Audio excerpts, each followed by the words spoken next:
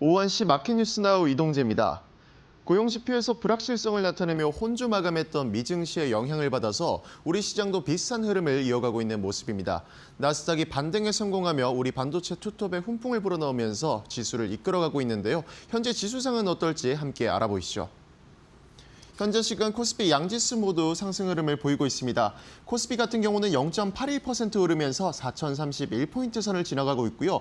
코스닥 같은 경우도 0.03% 오르면서 916포인트 선 지나가고 있습니다. 오늘 국내 증시 양지수 모두 반등하면서 출발했습니다. 4,000포인트 선을 내주며 어제 장을 마쳤던 코스피가 오늘은 개장부터 4,000선 탈환에 성공했습니다. 이후에도 코스피는 계속해서 꾸준히 상승폭을 키워나가는 모습 보여주고 있는데요. 현재 시간 일중 고점 부근 지나가고 있습니다.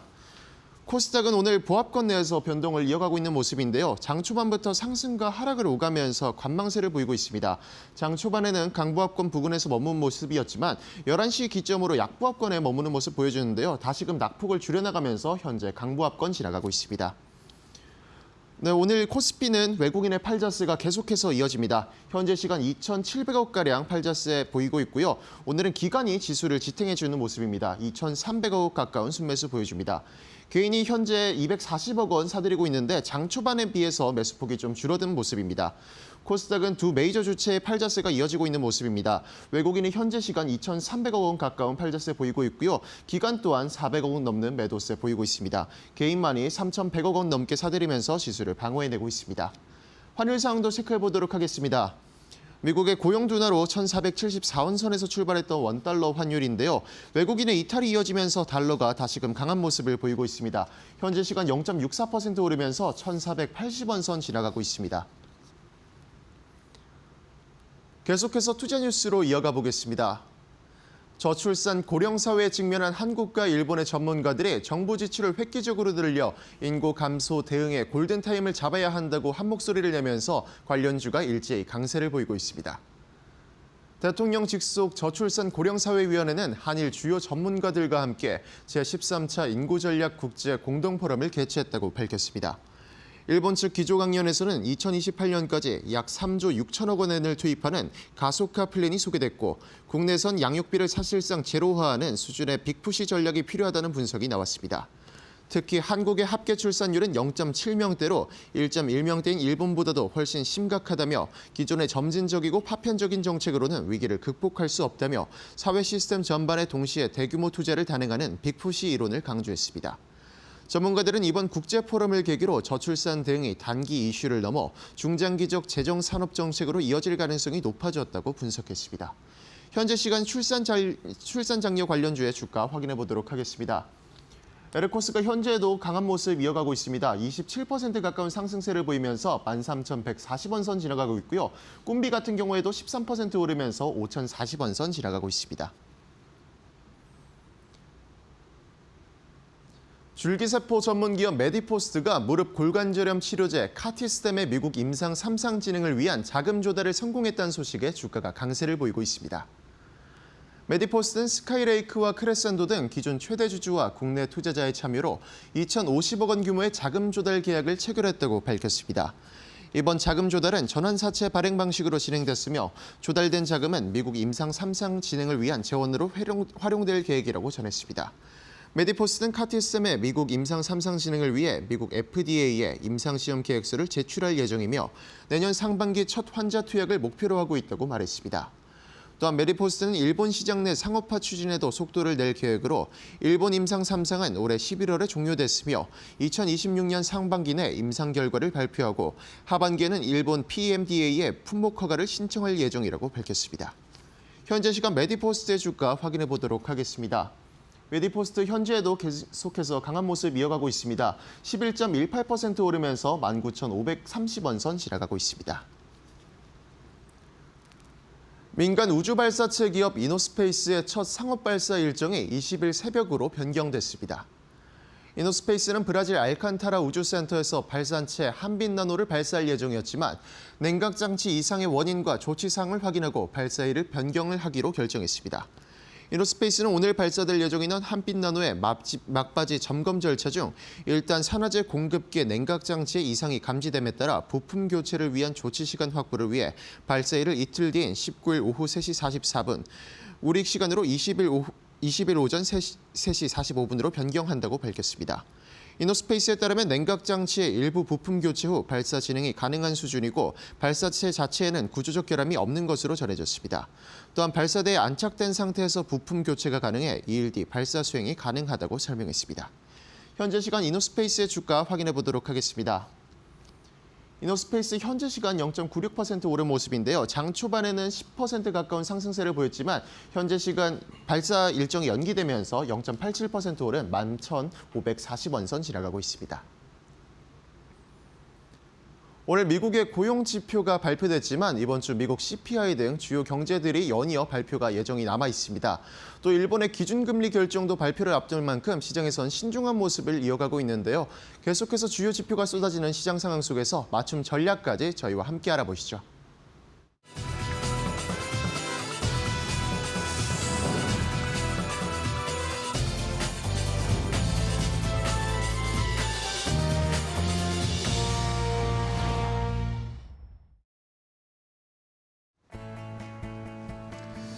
자, 오장의 출발도 이데일리 TV와 함께 해주시죠. 마켓나우 3부로 이어가도록 하겠습니다. 어제 그제 외국인의 엄청난 매도가 나오면서 시장이 많이 흔들렸습니다. 오늘도 환율이 여전히 1,480원 근처인 상황이어서 좀 불안불안한데요.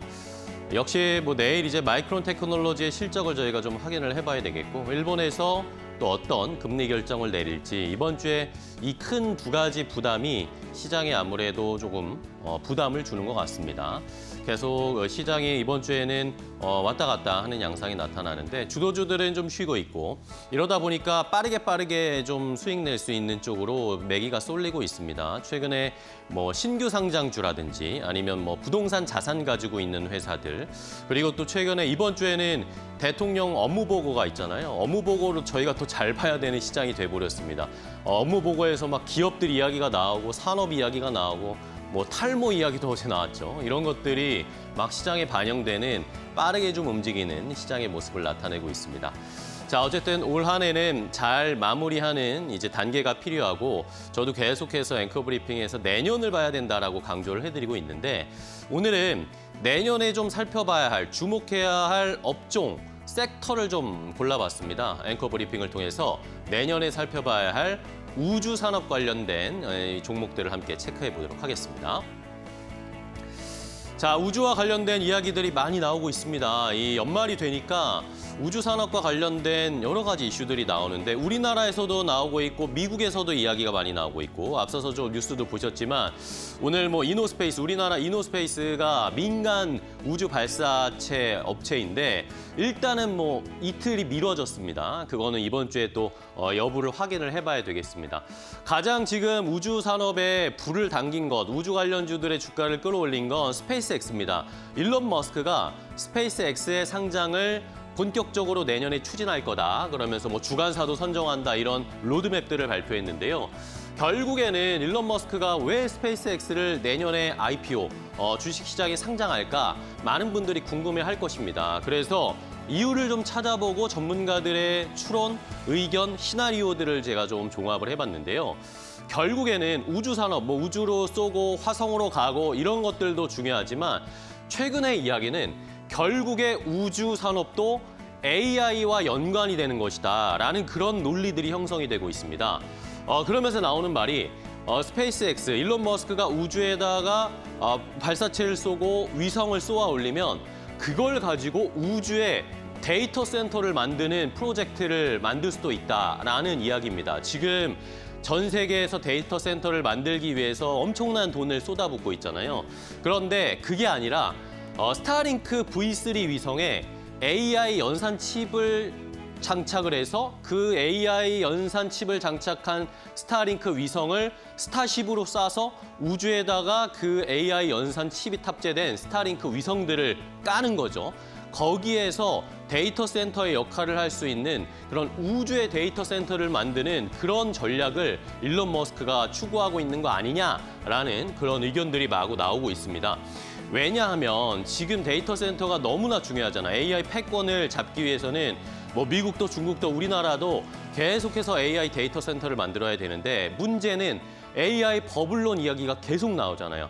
돈이 너무 많이 들어갑니다. 그러니까 이 AI 데이터 센터를 너무 많이 투자하면 이거 너무 과잉 투자 아니냐, 버블 아니냐라는 논란이 계속 나오고 있습니다.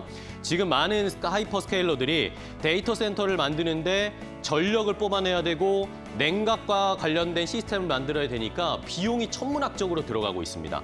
그런데 잘 생각해 보십시오. 위성을 우주에다가 쏘아 올리면 그 위성은 24시간 언제나 태양광을 받을 수가 있습니다. 그렇죠? 그러니까 거기에서 에너지를 무한대로 뽑아낼 수 있다는 겁니다. 그러면 비용도 적게 들고 노력도 좀 덜게 되겠죠. 그러면서 우주에서 데이터 센터를 태양광 에너지를 24시간 받으면서 돌리는 데이터 센터? 물론 매우 먼 미래 같지만 이게 생각을 해보면 틀린 말이 아니다. 뭐 할 수도 있을 것 같다라는 생각이 드는 것이죠.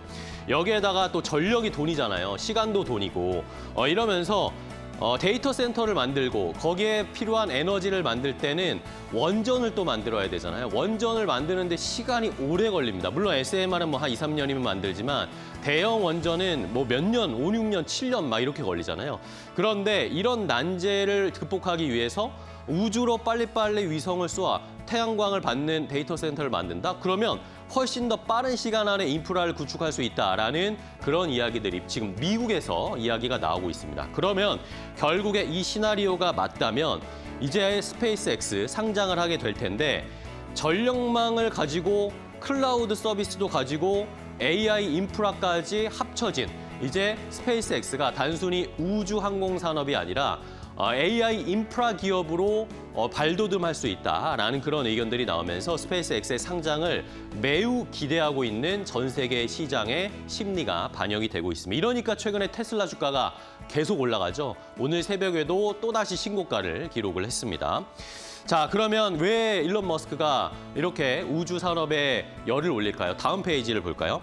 왜냐하면 지금 아까 말씀드린 여러 가지 이야기, 논리들이 펼쳐졌고 일론 머스크가 이걸 가지고 차근차근 하나씩 우주로 떠날 준비를 하고 있습니다.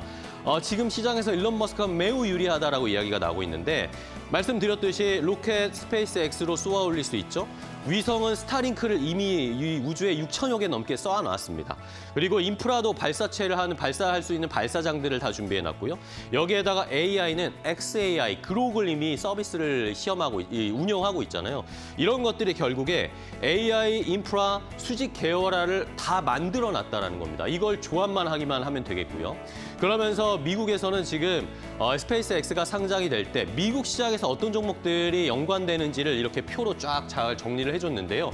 결국에 가장 중요한 건 머스크가 컨트롤하고 있는 테슬라, 가장 핵심적인 스페이스X의 수혜주다라는 이야기가 나오고 있고 이건 코어 경쟁자들인데 사실 뭐 로켓랩이나 이런 회사들이 아직까지는 이 스페이스X의 능력에 미치지 못하고 있습니다. 그러니까 큰 경쟁자는 못 될 거다라는 이야기들이 나오고 있고 파트너로는 뭐 아마존이나 뭐 플래닛랩 같은 회사들이 이야기가 나오고 있고 말씀드렸던 스타링크는 T모바일, 퀄컴이 함께 하고 있는 협업을 하니까 수혜가 될 거다. 그리고 투자하는 회사들, 구글, 뱅크 오브 아메리카 이런 회사들도 역시 스페이스X 상장의 수혜주가 될 거다라는 그런 의견들이 나오고 있으니까 미국 시장에서도 일단 잘 한번 살펴보시고요.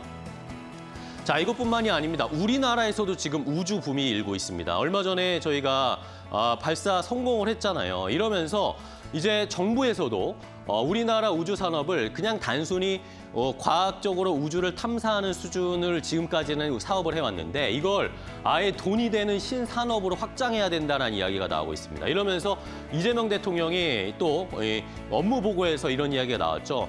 우주항공청과 관련된 이야기가 나오면서 연구개발비를 빨리 복원을 시킨 다음에 투자를 많이 해주자. 그런 다음에 우주 발사체 이제 매년 써야 되지 않겠냐라는 이야기를 언급을 했습니다. 그러면 우리가 이제 누리호 발사를 매년 보게 될 겁니다. 거기를 그러면 더 투자하게 될 거고 성공률도 높아지게 될 것이고요. 그러면 결국에 우주청이 예산 1조 원 시대가 될 것이고 K-스페이스를 완성하겠다라는 우주청의 로드맵이 나왔습니다. 올해 말에서 내년까지는 우리도 이제 스페이스 X처럼 화성 유인 탐사선을 만드는 그런 계획을 추진하겠다라고 이야기를 했고요. 30년에서 31년 정도 되면 그 우주 발사 화성 유인 탐사선을 스페이스 X 스타쉽에 실어서 화성으로 쏘아 올리는 작업을 할 것이다. 그리고 결국에는 45년까지 갔을 때는 우리 자체적으로 누리호에 화성 탐사선을 실어서 발사하는 그런 로드맵을 펼칠 것이다라는 청사진, 멋진 장밋빛 미래를 그리고 있습니다. 물론 여러 가지 시행착오들이 있겠지만요. 자, 그러면서 이제 우리 시장에서도 우주산업 관련된 종목들이 튀기 시작했습니다. 자, 다음 페이지 보시면 종목들을 한번 쭉 정리해 드리려고 하는데요. 아무래도 방산주들이랑 좀 엮여있는 업종 종목들이 많습니다. 하나에어로스페이스, 현대로템, 한국항공우주, LIG 넥스원 다들 우주와 방산이 좀 엮여있는 그런 사업들을 하는 회사들이니까 잘 보셔야겠고, 최근에 가장 주목받고 있는 게 스피어와 HVM입니다. 자, 스피어와 HVM은 바로 이 스페이스 X와 함께 연결되어 있는 회사인데, HVM이 항공 우주 방산용에 쓰이는 특수 금속을 가공 공급하는 업체이고, 이걸 스피어가 받아서 스페이스 X에 납품하는 회사입니다. 그러니까 최근에 스피어와 HVM이 스페이스 X 상장한다니까 계속 주가가 잘 가고 있는 거고요. 그리고 미래에셋 벤처 투자 같은 경우에도 미래에셋 그룹 차원에서 스페이스 X에 이미 4천억 원을 투자했습니다. 그러니까 스페이스 X가 만약에 상장이 되면 미래에셋 그룹 같은 경우에는 이 스페이스 X의 투자 지분 4천억 원 정도가 훨씬 더 가치가 올라가겠죠. 이런 걸로 돈을 벌 수 있지 않을까라는 전망들이 나오고 있습니다. 자, 내년에는 여러분들 더 방송이나 뉴스에서 우주와 관련된 이야기를 많이 들으실 겁니다. 그러니까 관련된 종목들 한번 잘 살펴보시기 바랍니다. 앵커 브리핑이었습니다.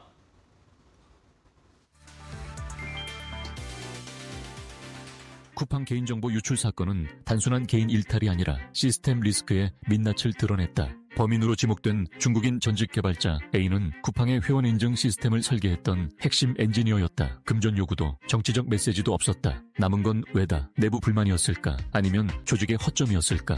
전문가들은 이번 사태를 개발자 리스크가 기업 리스크로 번진 사례로 본다. 쿠팡처럼 기술 의존도가 높은 기업일수록 개인이 아닌 시스템 중심의 보안 거버넌스가 필요하다는 지적이다. 구글 출신 이혜민 의원도 회사는 사람이 아니라 시스템으로 돌아가야 한다고 말했다. 투자자에게 이번 사건은 분명한 신호다. 기술 성장주일수록 보안 체계와 내부 통제가 곧 밸류에이션 리스크다. 데이터는 자산이지만 보안은 그 자산의 신뢰를 담보하는 숨은 지표가 됐다.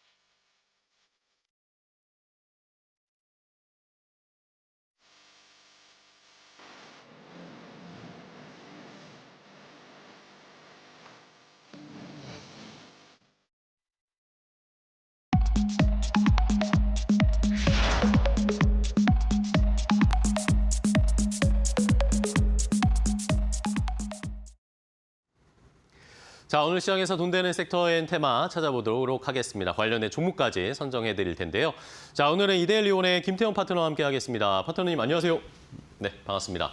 자, 오늘 김태형 파트너는 어떤 돈 되는 섹터의 테마를 골라주셨을까요? 김태형 파트너가 생각하는 첫 번째 돈 되는 섹터의 테마 바로 확인해 보겠습니다. 지금 공개합니다.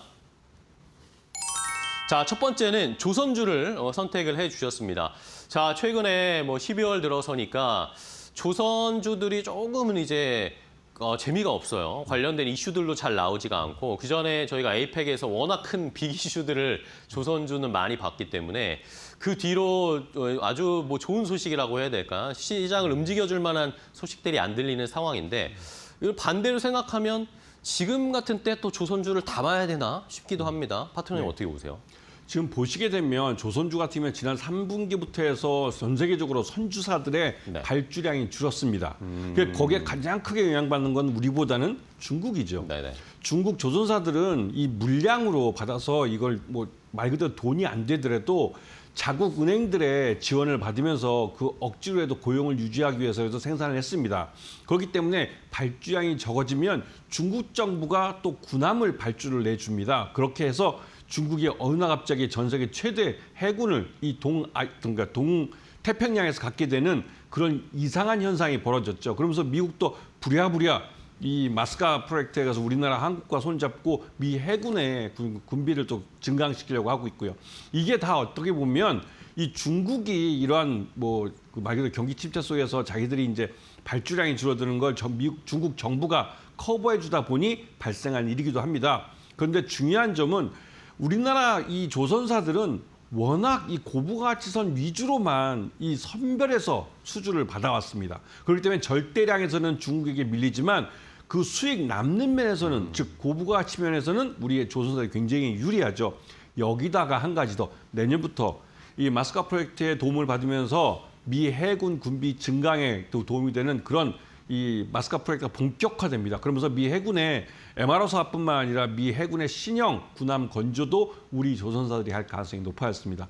이거는 새로운 시장이 열리는 것이고 그 시장이 굉장히 큰 시장입니다. 물론 기존에 우리가 수익을 달리고 있는 민간 시장보다는 그렇게 크진 않겠지만 새로운 시장이 열리고 그 시장 자체가 규모가 크다는 점에서 우리 조선사들에게는 실적의 업그레이드, 한 단계 점프업을 할 수 있는 기회가 되고 있기 때문에 지금 조선사들을 잘 보셔야 되고 원달러 환율도 1,480원을 찍었다고 해서 오색을 떨지만 예전에 저희들이 IMF 직전에 1,500원이 넘는 그런 원달러 환율에서 우리는 사상 최대 무역흑자를 내면서 그 우리나라 아시겠죠? 그때 당시에 국고가 거의 바닥이 났었는데 순식간에 500억 달러로 우리나라 이제 국고 그러니까 외환 보유고를 늘렸습니다. 그것처럼 우리나라는 원달러 환율이 이렇게 뭐 갑자기 오른다 할지라도 국제 유가가 낮으면 그렇게 크게 손해 보지는 않습니다. 그렇기 때문에 너무 민감하게 생각하실 필요 없고요. 오히려 우리나라 수출 위주이기 때문에 우리 한국산 제품이 가격 경쟁력이 좋아진다는 측면을 보시면서 이번 11월 달 지나고 내년 1월 달에 우리나라 무역 수지 흑자 나오는 걸 보시면 아마도 그때 가서 원달러 환율이 이렇게 높아지는 게 그렇게 나쁘지만 않구나라고 느끼시게 될 겁니다. 네. 자, 조선업은 결국에는 미국 쪽을 우리가 잘 봐야 되겠죠. 미국의 마스카 프로젝트 내년에 본격적으로 시작이 될 거고 또 LNG선 관련해서 미국에서 LNG선 발주하는 것들 우리가 잘 받을 수 있다면 지금의 고환율이 오히려 이 이익의 극대화, 실적의 극대화로 찍힐 수 있다라는 것들을 미리 좀 대비를 해봐야 되겠습니다. 자, 좋습니다. 그러면 조선주들 어떤 종목 좀 체크해 볼까요? 네, 지금 여러분들 보시면 뭐 조방원 중에 조선주 하면 대표적으로 세 종목이죠. 뭐 HD 현대중공업이나 하나오션, 그다음에 그 삼성중공업 네. 이 세 개 그 조선사가 가장 많았던데 이번에는 HD 현대중공업은 뭐 따질 필요도 없이 세계 최대 그 조선사입니다. 제외해놓고 삼성중공업이나 하나오션 이런 종목들을 보셔야 돼요. 특히 하나오션 같은 경우는 여러분이 아시다시피 뭐 미국의 필리 조선소를 뭐 우리가 이제 인수를 하면서 여기에 대통령께서 직접 가시기도 하시면서 미국의 마스카 프로젝트의 핵심적인 조선소가 될 것이다라고 말을 했는데 왜 우리가 수익성 나기 어려운 미국의 조선사를 인수를 했는지 그 부분을 생각하셔야 됩니다. 네. 우리나라 조선 3사 모두 독이 부족합니다. 독은 배를 만들기 위해서 반드시 필요한 것인데 우리는 이 독이 부족하기 때문에 우리는 지상에서 각 블록별로 이 조선 배를 만들어서 그 블록별로 만든 것들을 마지막에 모두 붙일 때 독에 들어가서 작업을 합니다. 그렇듯이 최대 끼케야 독에서 작업하는 건 3개월이지만 그렇게 1년에 몇십 척을 그 독에서 찍어냅니다. 그런데 그 독이 부족한 걸 단시간에 채울 수 있는 건 해외에 있는 조선사를 인수하는 것이죠. 그래서 필리 조선소를 인수했고 이번에 호주의 오스타를 또 하나오션이 인수했습니다. 이 오스탈은 그 자체로도 방산업체지만 또 그 한편으로 조선사를 갖고 있고 조선사를 미국에 갖고 있습니다. 그러면서 미국에 이 독을 확보하게 되는 것이죠. 그러면서 필리 조선소는 미 해군의 MRO 사업을 하는 그 조선소를 가지면서 미국 내에서 LNG선을 또 유치해서 거기서 작업을 하는, 그러니까 건조를 하는 그런 조선소를 사용하고, 이 오스타레 조선소는 순수하게 미 해군의 신형 군함을 건조하는 쪽으로 사용하려고 할 것 같습니다. 그러면서 이 하나오션은 그런 면에서 굉장히 큰 수익을 낼 가능성이 높고요. 그러면서도 이 하나오션에 대해서 좀 주의 있게 보셔야 될 건, 한국산업은행이 갖고 있는 지분이 약 10%가 넘는 지분을 언제 매도할지 모릅니다. 이걸 지난번에도 한 5% 정도를 시장에 매도해서 거의 한 2조 원 정도를 회수해 갔는데 그때가 8만 원 했었는데요. 지금 10만 원이 넘는 주가이기 때문에 산업은행은 언제든지 팔 수가 있습니다. 이거는 공적 자금을 회수하기 위한 것인데, 하나오션이 예전에 대우조선 해양일 때 그때 우리나라 이제 공적 자금 투자했던 것들을 이제 회수하는 겁니다. 네. 그런 부분에 조심할 필요가 있고요. 두 번째는 삼성중공업입니다. 삼성중공업은 대표적으로 민간 쪽 선박만 해왔던 회사인데, 이 회사가 이번에 마스카 프로젝트 때문에도 그렇지만 그 미국에 있는 조선사와 손을 잡고 미 해군의 MRO 사업에 뛰어들려고 하고 있습니다. 실제로 이런 부분에서 미국에 있는 그 제너럴 다이내믹스 산하에 있는 그 나스코라는 회사하고 손을 잡았고, 이 회사는 조선사인데요. 미국의 조선사로서 미 해군의 이 MRO 사업과 이런 그 미 해군의 군함을 건조하던 일을 해온 조선사입니다. 그래서 이런 데와 협력을 해서 삼성중공업이 말 그대로 방산 쪽에 발을 한 게 딛는 거기 때문에 굉장히 의미가 있고요. 그리고 내년부터는 이제 조 바이든 정부에서 트럼프 정부로 바뀌면서 조 바이든 정부에서는 LNG를 외부로 수출하는 것을 좀 금지해 왔습니다. 하지만 그러니까 트럼프 정부에서는 본격적으로 LNG를 개발하고 미국 내에 있는 LNG가 이 유전을 개발을 하는 겁니다. 그 천연가스를 개발하고 개발된 천연가스를 우리나라와 일본 그리고 대만에 판매를 합니다. 그러면서 지금 국제유가가 WTI 같은 경우 지금 55불이 깨지기도 했었는데요. 이 정도 되면 셰일오일이나 셰일가스 이거 경제성 없습니다. 하지만 우리나라와 일본과 대만에 파는 것은 미국이 강요해서 파는 거기 때문에 좀 비싸게 받죠. 그러다 보니 이 삼성중공업은 여기에서 LNG 운반선을 우리가 발주를 받아서 우리가 만들어서 미국에게 제공하는 겁니다. 그러면서 우리가 사용할 천연가스를 이 배에 실어서 우리한테 갖고 오는 것이죠. 그런 면에서 삼성중공업이 이런 LNG선을 많이 수주할 가능성이 높습니다. 네. 이런 부분을 보시고, 특히나 삼성중공업 같은 경우 관계사인 레인보우 로보틱스에서 용접 로봇을 이번에 개발하고 상용하는데 같이 협력을 합니다. 그런 면에서 이제 미국에서 조선사를 운영한다 할지라도 숙련된 용접공이 그렇게 많이 필요 없게 되죠. 용접 로봇을 이용할 수 있기 때문에 그렇습니다. 이런 부분을 잘 보시면서 조선사를 내년을 한번 기대해 보실 필요가 있습니다. 네, 알겠습니다. 삼성중공업과 하나오션 역시 대형 조선사들을 봐야 된다라는 의견 주셨고요. 자, 그럼 마지막으로 탑픽 종목 하나 골라볼까요, 조선주? 네, 여러분들이 잘 기억을 못하시겠지만 우리나라 최초의 조선사는 네. 한진중공업입니다. 그 한진중공업 이름을 HJ중공업으로 이름을 바꿨죠. 그러면서 이 한진중공업, HJ중공업 같은 경우는 이번에 중견기업으로는 중견 조선사로서는 처음으로 말 그대로 미국 해군의 MRO 사업을 수주했습니다. 그러면서 미 해군의 이 MRO 사업에 본격적으로 뛰어들면서 이 남동 해안가에 있는 이 조선 기자재 업체들과 모의를 맺었죠. 그런 면에서 이 실제로 MRO 쪽에서 수익을 낼 가능성이 높은 회사고요. 그리고 이 회사는 그 특이하게 건설 쪽을 많이 갖고 있는데, 특히 공항 건설에서는 굉장히 큰 그 이력을 갖고 있습니다. 그러면서 얼마 전에 새만금 공항도 수주를 했고요. 그리고 이번에 대통령께서 이집트를 방문하였을 때 카이로의 그 국제공항을 좀 확장하는 사업을 한 4조 원이 넘는 공사인데, 이 이집트 대통령이 우리나라의 기업들이 좀 참여해 줬으면 좋겠다라고 말씀하셨는데, 여기에 실제로 HJ중공업이 참여할 가능성이 높고 수주할 가능성도 있어 보입니다. 그렇게 되면 약 4조 원짜리 이 카이로 공항 확장 공사를 받을 수 있게 되는 것이고요. 또 한 가지로 HJ중공업은 그러니까 핵발전소 원전 해체 사업에도 참여하고 있습니다. 네. 두산 에너비티와 같이 참여하고 있고, 이 컨소시엄이 들어가 있기 때문에 원전 해체에 대한 기술도 확보하면 전 세계 글로벌 시장에서 원전 해체 사업 이 시장에 뛰어들 가능성이 높습니다. 그러면서 실적이 앞으로 좋아질 가능성이 높기 때문에 관심권에 놓고 보셔야 되고, 일단 매수가는 23,000원 미만에서 분할해서 매수하시면서 목표가는 35,000원, 손절가는 22,000원을 제시해 드리겠습니다. 네, 알겠습니다. 자, HJ중공업 조선주 중에서도 또 변동성이 심한 종목인데 다시 한번 좀 공략해 볼 위치가 왔다라는 의견을 주셨으니까요. HJ중공업 여러 수주 모멘텀이나 다른 사업들도 잘 하고 있는 상황이니까 한번 지켜보도록 하겠습니다. 첫 번째 돈 되는 섹터 조선주 함께 확인을 해봤고요. 자, 다음 두 번째 김태형 파트너의 선택 돈 되는 섹터인 테마 어떤 건지 바로 확인해 보겠습니다. 자, 두 번째는 원전주를 주셨네요. 자, 조방원 중에 방은 빼고 일단 조원을 주셨는데 자, 원전주도 내년에 역시 계속 순항할 수 있을까요? 네. 앞에 말씀드린 조선주는 기존의 민간 상선에서 또 네. 이제는 미 해군의 MRO 사업에서 새로운 시장이 또 열렸습니다.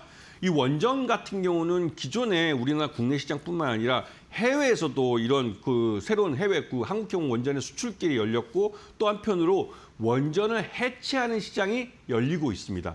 이 원전 해체는 대형 원전 같은 경우 우리 인류가 해체해 본 건이 딱 한 건 있습니다. 그만큼 아직 기술이 완성되지 않은 쪽이고요.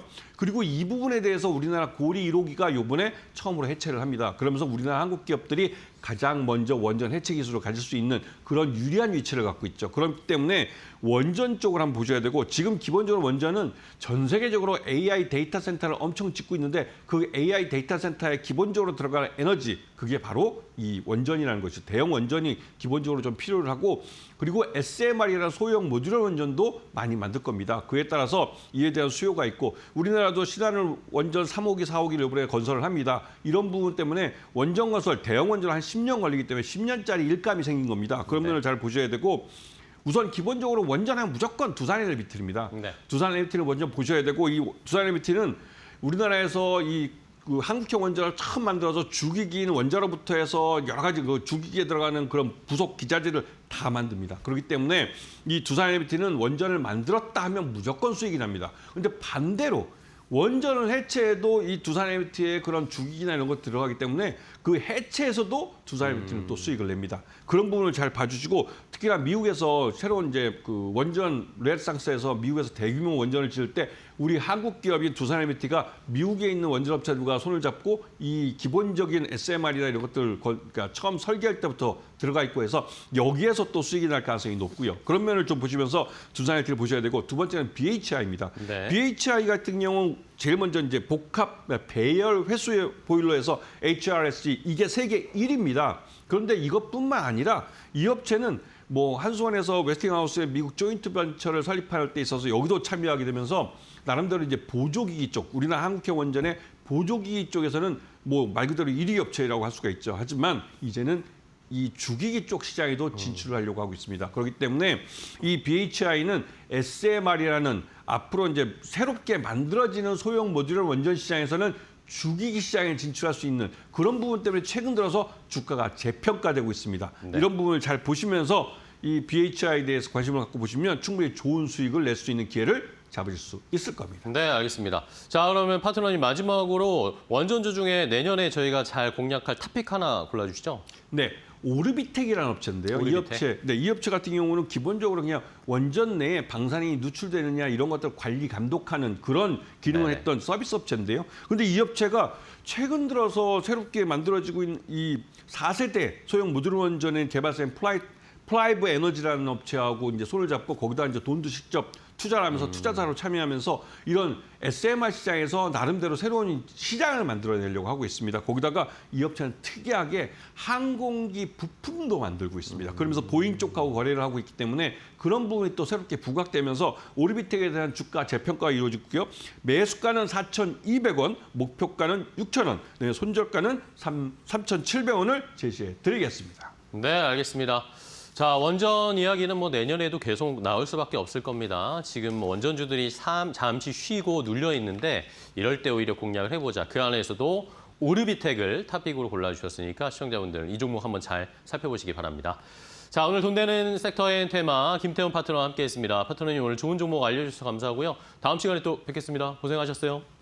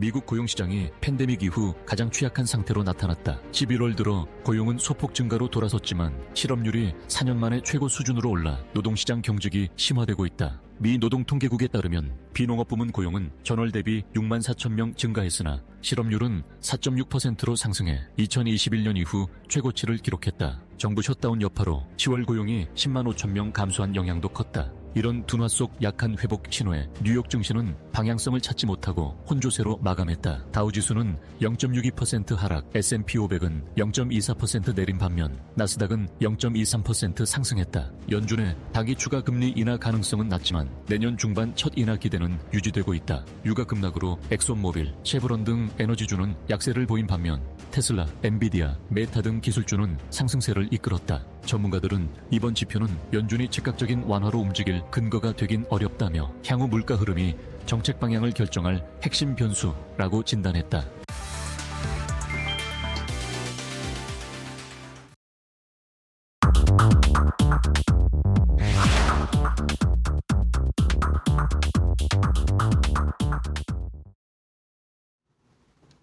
자, 마켓나우 3부와 함께하고 계십니다. 우리 시장 코스피는 0.8%대 상승세 유지를 하고 있고 코스닥은 좀 왔다 갔다 하네요. 아까는 방송 시작할 때는 강보합권이었는데 다시 또 약보합권으로 전환이 되면서 913포인트 선에서 유지가 되고 있습니다.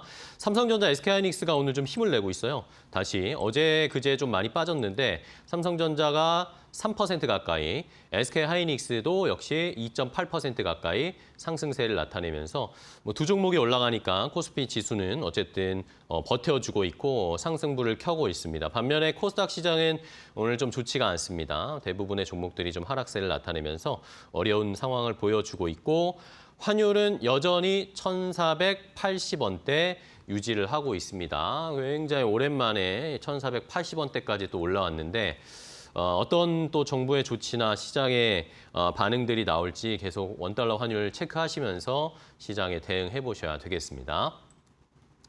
자, 그럼 이제 종목을 통해서 오후장의 분위기도 함께 파악을 해보도록 하겠습니다. 오후장 종목 레이더, 오늘은 이데일리 TV 서동우 전문위원과 함께하겠습니다. 위원님 안녕하세요. 네, 안녕하세요. 네, 반갑습니다. 자, 위원님과 함께 종목을 통해서 시장의 온도 체크를 해보도록 하겠습니다. 첫 번째로 선택하신 종목, 위원님이 고르신 종목 뭘지 바로 공개하겠습니다. 자, 현대위아입니다. 오늘 현대차 그룹주들이 어제도 현대차 그룹주들이 전반적으로 한번 시장이 조정받으니까 다 빠졌거든요. 오늘도 현대차 그룹들이 전반적으로 좀 약한데 유독 현대위아가 오늘 두드러지고 있어요. 어떤 면에서는 이제 현대차 그룹 중에서 바뀐 뭔가 분위기라든가 네네. 여러 가지 면에서 뭐 현대오토에버라든가 현대모비스, 글로비스 그리고 또 이 현대위아 위아, 네. 이렇게 우리가 한번 보면 좋을 것 같습니다. 사실 제가 뭐 현대오토에버는 지속적으로 강조를 드렸었고 지난 12월 3일 날 현대위아가 이제 뭔가 변화되는 모습을 보이니까 지금 자리부터 이제 매수하면 네, 좋겠습니다. 이런 주셨어요. 말씀을 네네. 드린 바가 있습니다. 그룹 내에서도 위상이 조금씩 바뀌는 것 같죠. 다음 달 5일부터인가요? 세스가 네, 이제 CS 개막이 열리죠. 되는데 네. 처음으로 현대위아도 참석을 하게 된다고 합니다. 여기서 이제 자동차용 미래용 공조 시스템이라든가 또 로봇과 관련된 이러한 부분들을 공개하겠다 이런 얘기가 나오고 있고 네. 지난번에도 한번 말씀드렸습니다만 부실 부분에 있었던 공작기계 매각 이러한 자금 투입이 3,500억 정도가 유입이 되면서 멕시코 공장의 투자라든가 네. 그리고 또 감마투 하이브리드 쪽에 생산을 확대해 나가겠다라는 이러한 얘기들이 실적 개선세가 빠르게 이어질 가능성이 높고 하이브리드 확장 수혜라든가 그룹의 로봇 성장과 연계가 되면서 어떤 새로운 또 성장의 모멘텀을 찾게 됐다. 이것이 이제 기관들의 어떤 모멘텀 플레이 측면에서도 매수가 꾸준하게 유입될 수 있는 그런 계기가 되었다라고 볼 수가 있겠습니다. 제가 지난 12월 3일 날 말씀드릴 때 요 주가의 위치들을 한번 여러분들 보시면요. 바로 요 시점이었었죠. 그리고 추가적인 상승을 보이면서 당시 때 64,000원 이하 자리가 오면은 네. 여러분들 부담 없이 매수할 수 있습니다라고 했습니다. 그 이후에 한번 조정이 이렇게 나오는 과정들이었지만 21선까지도 밀리지도 않고 11선을 중심으로 해서 64,000원 이하가 살짝 왔다가 그리고 오늘 또 다시 이제 고점을 돌파하는 이러한 모습들. 특히 이제 직전에 고점을 돌파할 때 그냥 하면서 가는 게 아니고 계속 이렇게 거래가 수반이 돼주고 있다라는 거죠. 이러한 부분이 상당히 의미 있는 모습이다라고 말씀을 드릴 수 있겠는데, 네. 자 월봉을 한번 보시면요. 네. 지금 이 현대 위아 같은 경우 장기간에 걸쳐서 2023년도, 2024년도도 그렇고 가장 강력한 저항 라인이었던 이 60개월 이평선을 이렇게 돌파 시도가 장대 양봉으로 이루어지고 있다는 것은 우리가 흔히 얘기하는 원형 바닥형의 패턴 속에서 양봉의 모습도 커지고 직전의 고점들을 돌파하는 이러한 모습들을 감안해서 본다면 당시 때 여러분들께 제시해드렸던 1차 목표가가 73,000원이었습니다. 네네. 그러니까 뭐 18% 이상 수익이 나셨으면 적절하게 이 실현도 병행을 하시면 좋아요. 그리고 일정하게는 만약에 신규 진입은 좀 흔들릴 때 오늘처럼 이렇게 거래가 급증해주고 양봉 나올 때 쫓아가지 마시고 네네네. 음봉이 나올 때, 그러니까 상승의 추세가 있는 종목들은 N자형의 패턴을 그리면서 가잖아요. 그러니까 N자형의 패턴을 그릴 때 소위 말하는 눌림목이 연출되는 자리들, 결국은 뭐 7만 원 초반이라든가 이하 자리가 되겠죠. 그렇다면 다음에 목표가를 이제 우리가 설정을 할 때 요 바로 직전의 고점은 돌파를 해주었으니까 요 7만 원대 후반과 8만 원대 이상이 이제 다음 목표가가 또 될 겁니다. 저항이 되면서. 그렇기 때문에 조금 더 롱텀으로 갖고 가실 분들은 2차 목표가 84,000원을 제시해 드리겠고, 신규로 진입하실 분들은 좀 기다렸다가 눌림목을 이용해서 공략하는 전략, 일정한 이익 실현과 일정한 비중은 갖고 넘어가는 이러한 전략이 필요하다, 이렇게 말씀드리겠습니다. 네, 알겠습니다. 현대위아를 12월 초에 말씀해 주시고 그 뒤로 꾸준하게 좋은 흐름을 나타냈습니다. 뭐 말씀해 주신 김에 이제 궁금한 게 현대 오토에버도 체크해 주셨잖아요. 그렇죠. 근데 현대 오토에버도 결국에 지금 현대차 그룹이 CES에서 주목을 많이 받을 거다라는 이야기들이 나오거든요. 네. 현대 오토에버가 적절하게 또 지금 조정을 받은 것 같아서 그렇습니다. 이건 어떻게 대응하면 좋을까요? 아까 이제 방송 시작 전에 우리 호수 앵커랑 같이 말씀을 나눴습니다만은 지난번 구간에서 여러분들께 이제 70만 원 넘어가는 자리 절대 추격하는 거 아니고 현재 위치에서 얼마든지 이제 매수할 수 있는 그런 어떤 위치가 네. 되고 27만 있다라고. 원 그렇죠. 왔어요. 30만 원 넘어가는 자리가 아니라 그러면 27, 8만 원 정도면 이제 눌림목 자리가 연출되고 있는 자리란 말이죠. 그리고 우리가 통상적으로 주가가 만약에 상승을 보이는 과정이라든가 조정을 보이는 자리에서도 여러분들이 이제 참고를 해주실 게 뭐냐면 네. 거래가 급증을 해주면서 고점권에서 대규모 매도 물량이 쏟아진다 그러면은 부담스럽습니다. 그러나 위치를 보시면 상승할 때 이렇게 거래가 급증해주고 장대 양봉이 나왔던 자리들이 있고요. 지금 조정을 보이는 과정 속에서 거래는 어떻습니까? 거래는 급감돼 있는 모습이잖아요. 바로 이러한 부분들을 감안한다면 자연스러운 이격 조정 과정이고 상승폭의 2분의 1 정도의 지점이 결과적으로는 여기 이 25만 7천 원부터 8천 원에 형성돼 있다. 그렇다면 지금 자리에서부터 여러분들이 조금씩 분할 매수 들어갈 수 있는 자리가 나오고 있다. 이렇게 말씀을 드릴 수가 있겠습니다. 알겠습니다. 자, 지난번에 위원님이 현대오토에버는 한 26에서 28만 사이 오면 한번 좀 볼 필요가 있다라고 말씀해 주셨는데 딱 그 자리에 와가지고 한번 체크를 부탁을 드렸습니다. 네. 저희도 한번 잘 공략해 보도록 하겠습니다. 첫 번째, 현대위아, 현대오토에버까지 세트로 한번 확인을 해봤고요. 자, 다음 두 번째 종목도 보겠습니다. 위원님이 선택하신 두 번째 종목은요. 대한유아입니다. 자, 대한유아도 지금 어쨌든 화학업계가 지금 뭐 구조조정이다. 정부에서 지금 손을 대면서 살리기 위한 여러 가지 방편들을 쓰고 있는데 이 화학주들을 어떻게 접근해야 될지는 조금 까다롭긴 해요. 네. 사실은 뭐 그동안에 뭐 중국, 우리 뭐 할 것 없이 다 과잉 공급의 네네. 시대였었잖아요. 이제는 뭐 중국도 이미 구조조정에 착수가 됐고 우리도 이제 시한을 뭐 연말까지라고 줬는데 각 그 그룹사별로도 그렇고 석유화학 업종들이 네. 현재 시점에서 본다라면은 상당히 그 빠르게 속도감 있게 진행이 되면서 그렇긴 하더라고요. 이번 주에는 뭔가 가시적인 마무리가 되지 않느냐 이런 기대감도 나오고 있는 것 같습니다. 특히 바로 이 석유화학 재편과 관련돼서 상당한 기대감을 지금 갖고 있고 또 유가의 이러한 위치라든가 이런 부분들을 감안했을 때 일단 전반적인 공급이 줄어든다라는 거. 물론 뭐 당장의 매출이 좀 감소되는 게 아니냐라고 하겠지만 어떤 면에서는 이제 단가가 올라갈 수 있는 계기도 만들어지는 거고요. 사실 우리가 뭐 여러 가지 성장의 논란도 있긴 합니다만은 전 세계적으로도 경기 회복이라든가 또는 상승의 기조들이 계속 유지가 되고 있다라는 거는 이런 전통 화학주들의 어떤 수요도 충분히 나올 수 있는 그런 부분이 있다라고 보시면 좋을 것 같습니다. 특히 올해 이제 드디어 흑자 전환이 될 것으로 이렇게 전망이 되고 있죠. 그리고 내년도에도 결국은 뭐 1,600억 정도의 영업이익이 나오면서 올해 대비한다라면은 234% 이상 급증해 줄 걸로 이렇게 예상이 되고 있습니다. 그러니까 이런 구조 조정의 어떠한 그 시너지 효과가 이제 내년부터 본격화될 가능성이 높다. 이러한 측면에서 본다라면 대한유화 같은 경우에도요. 좀 관심 있으신 분들은 뭐 물론 뭐 기술주 성장주 뭐 충분히 공략도 가능하지만 이런 쪽도 한번 관심을 보시면 좋지 않을까 이런 말씀 드리겠는데 지금 일봉의 모습을 보시면은 상당히 주가의 어떤 상승 탄력은 더딥니다. 올라갔다가 쉬었다 올라갔다 쉬었다 하는 이러한 모습인데 왜 이와 같은 흐름이 연출되냐면 월봉의 모습을 보면은 강력한 저항의 라인들이 놓여져 있는 자리들을 아직 돌파를 못했습니다. 그러니까 이 얘기는 무슨 얘기냐면 아까 우리가 현대위아를 한번 봤잖아요. 이 월봉상에서 60개월 이평선이라고 할 수 있는 부분이 장대 양봉으로 돌파가 이루어졌는데 얘는 지금 이 물량들을 소화하는 과정에 놓여져 있다라는 거죠. 그렇다면 내년도에 만약에 1월 달에 올라서 주는 모습이 여기서 연출이 돼준다면 추가적인 상승의 흐름들은 소위 말하는 우리가 뭐라 그러죠? 매물벽이 없는 그런 빈집털이의 어떤 흐름으로 진행이 될 수 있지 않을까 이런 측면에서 본다면 15만 원부터 17만 원에서의 저항 매물대를 돌파해 주느냐 여부 요걸 체크하시면서 여러분들이 조금씩 담아가도 좋지 않을까 이런 말씀 드리겠습니다. 알겠습니다. 대한유화 석유화학 업계의 구조조정 뉴스는 계속 팔로우 체크하시면서 또 주가를 보면 올해 또 은근히 많이 올라왔어요. 대한유화가 소리 소문 없이 조용하게 생각보다 많이 올라왔네요. 알겠습니다. 대한유화도 내년에 한번 기대를 해보도록 하겠고요. 자, 마지막 한 종목 더 볼까요? 마지막 종목 뭐가 있을지 어떤 종목 주셨는지. 한국전력입니다. 자, 한국전력도 지금 주가가 심상치가 않습니다. 그렇죠. 그리고 최근에 수급만 봐도 외국인들 한국전력 엄청 모으더라고요. 그렇죠. 그런 여러 가지 좀 뭐 에너지, 뭐 전력, 뭐 여러 가지 이야기들이 원전, 엮이면서 다, 네, AI도 결국에 한국전력도 또 엮인다 이런 이야기들이 나와요.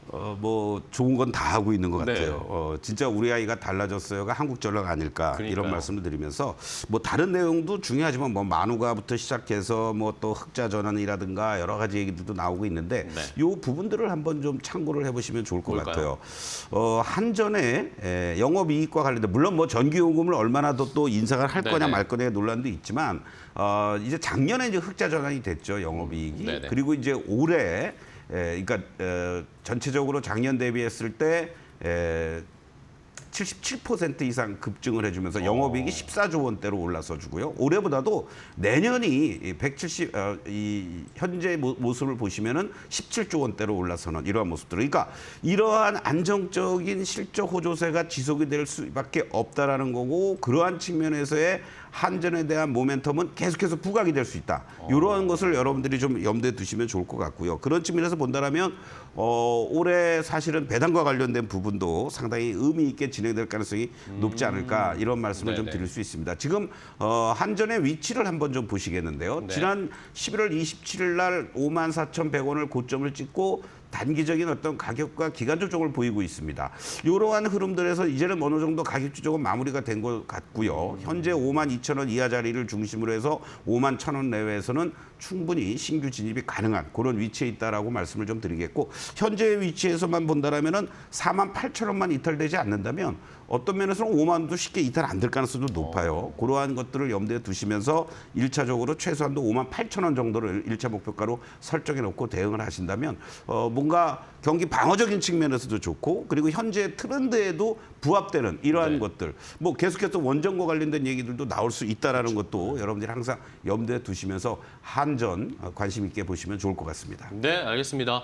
한국전력이 또 완전히 탈바꿈됐어요. 그러면서 주가가 최근에 좋은 흐름인데 이 탄력을 이어갈 수 있을지 여기에다가 뭐 전기료 인상 이야기가 아마도 내년에 또 막 나오지 않을까라는 그런 모멘텀까지 생각을 해보도록 하겠습니다. 자, 오늘 손홍구 의원과 함께 종목 이야기 나눠봤습니다. 좋은 종목 알려주셔서 감사하고요. 위원님 또 다음 시간에 뵙겠습니다. 고맙습니다. 자, 마켓나우 3부 저희가 준비한 종목은 여기까지 소개해드리고요. 저희는 내일 또 더 좋은 종목 가지고 오후 1시에 찾아뵙도록 하겠습니다. 시청해주신 여러분 고맙습니다.